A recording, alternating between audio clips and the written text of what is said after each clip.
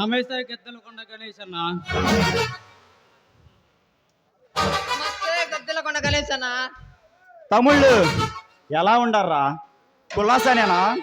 ఎక్కడో మారుమూలన్న చిన్న దొంగతనాలు చేసుకునే మమ్మల్ని తీసి చేరుకోనంత ఎత్తులో ఉంచారు. ఈ రుణం ఎలా తీర్చుకోగలమన్నా?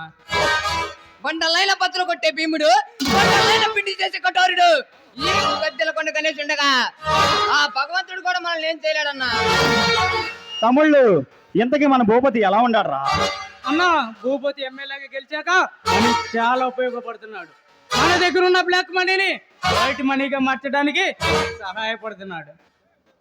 అంతేకాదన్నా, ఆ దుబాయ్ సెట్ సింగపూర్ ఇవ్వాల్సిన అమౌంట్ కూడా భూపతి సెటిల్ చేశాడు. అంటే మన భూపతి మన పాలిట అస్త్రంలా బ్రహ్మాస్త్రంలా మారాడనమాట. అవునన్నా. ఏమిటన్నా అంత అర్జెంట్ గా రమ్మన్నావు? తంబి ఇన్నాళ్ళు నేను గంజాయి అమ్మి గజదొంగలా మారా. కోట్లు సంపాదించి కొరుకులేనమ్మి కోట్లు సంపాదించా. స్మగ్లింగ్ చేసి ఈ శేఖర సామ్రాజ్యానికి సింహాని అయ్యా. ఇప్పుడు కోట్లకు పరిగెత్తే డీల్ ఒకటి చేయబోతున్నా.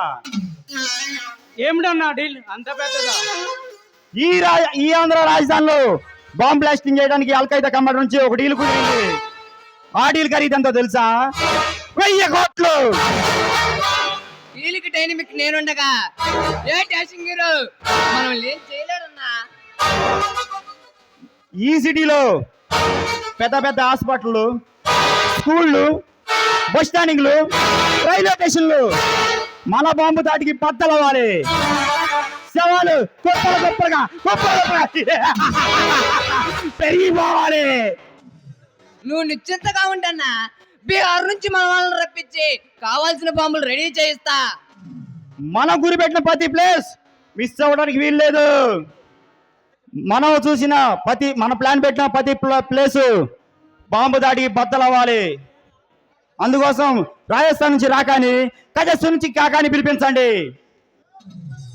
మనం వేసే ప్లాన్ వర్కౌట్ అవుతుంది, మనం చేసే పని సక్సెస్ అవుతుందన్న. శబాష్ తమ్ముళ్ళు శబాష్. అన్నా మేము వెళ్ళి ఆ బాంబ్ బ్లాస్ట్ స్పాట్ కి రెడీ చేస్తాం. అన్నట్టు మర్చిపోయా, ఎవడో కిల్లర్ రణధీరంట మన వాళ్ళని అడ్డుకున్నాడు, మన వాళ్ళతో ఆడుకున్నాడు. వాడు వీరుడంట, సూర్యుడంట, రణధీరుడంట. కానీ ఈ గద్దెలకొండ గణేషే వాడికి తలకరువు పెట్టాడు అని తెలియాలి. వాడి ప్రాణం తీసి వాడి రక్తంతో నీ పాదాభిషేకం చేస్తానన్నా.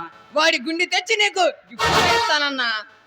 శబాష్ తమ్ముళ్ళు శబాష్.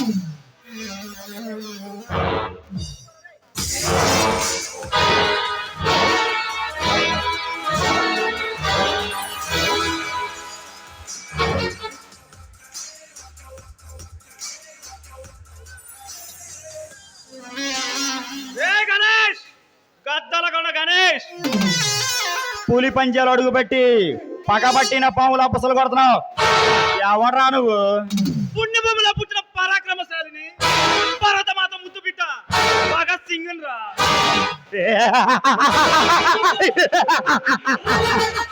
భగత్ సింగా? నీలాంటి భగత్ సింగ్ నేరుస్తూ వస్తాదని పరిగెత్తి పైకి పంపించాంరా మేము. సింహాలైనా చిచ్చరబిడికైనా మమ్మల్ని ఢీకొట్టే దమ్ము ఏ గుండెకి లేదు. మమ్మల్ని పట్టుకోవడానికి వచ్చిన పోలీసులే పిచ్చి ఆసుపత్రిలో ఉన్నారు. నన్ను అంతం చేస్తానని ఛాలెంజ్ చేసిన వీరులు సచ్చి శవాలుగా మారారు. నా దగ్గరికి రావాలంటే ప్రేతాత్మలే భయంతో చచ్చిపోతాయి. అలాంటిది నా స్థాపనలో అడుగుపెట్టి నన్నే పేరు పెట్టి పిలుస్తున్నావు. ఎవర్రా నువ్వు? ఈ నేల మీద పుట్టి, ఈ నేల మీద పెరిగి, ఈ నేలనే నాశనం చేయాలని చూసే దేశద్రోహుల గుండెలు చీల్చే చండాడి ఆంధ్ర సింహాన్ని, అరవీర భయంకరులను అంతమొందించిన ఆంధ్ర టైగర్ ని, సమాజం మెచ్చిన శ్రేయోభిలాషిని, క్రూరముగాల సైతం కాటికి పంపిన మృగాన్ని.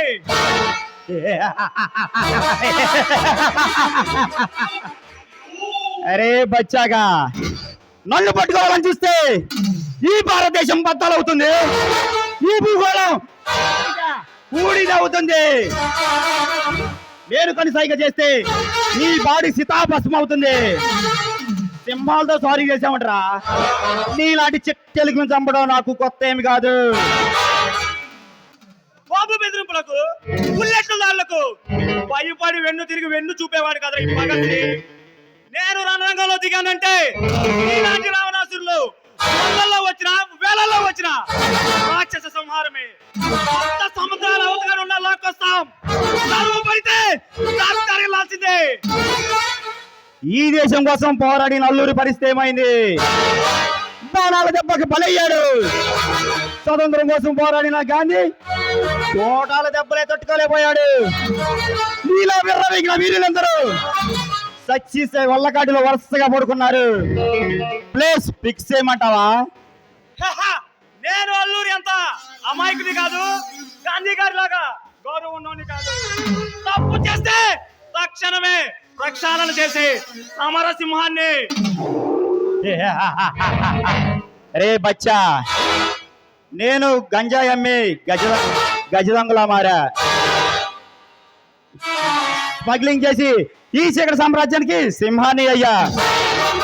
నాతో చేతులు కలుపు, నువ్వు హింసనంత ఎత్తికి ఎదుగుతావు. నీచుడా, నీలా డబ్బు కోసం నన్ను కన్నా నా నేల తల్లికి అన్యాయం చేసే నీచుడు కాదు ఈ భగత్ సింగ్.